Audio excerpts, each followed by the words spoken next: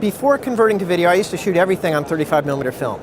And it's not just about it being shallow, it's about you being able to control the feel and the viewer's eye by selectively choosing what's in focus and what isn't. I know a lot of people today, they're crazy for shallow depth of field because they've never been able to do it before, so everything's super shallow, and that's not really what, in film, what we really look for.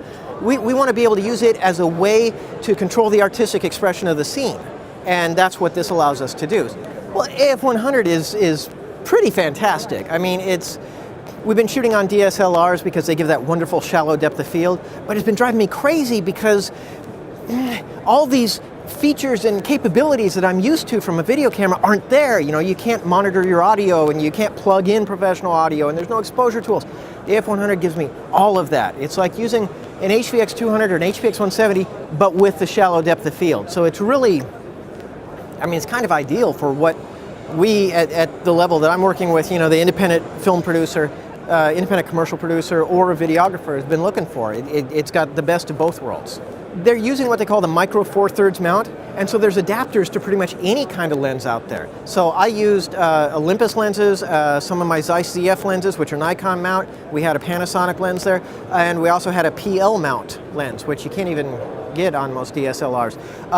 So you can use the professional lenses, and you can use practically any cinema lens, you can use practically any still camera lens, and you can use some lenses that are designed to work with video, like this, the Lumix 14-140 zoom. It actually has full autofocus, and so you can use it as a video lens as well as a filming lens. Oh, well, there's some confusion about the sensor size. First of all, because the format is 4/3, it's called 4/3, which is 4 times larger than a 2/3 inch chip.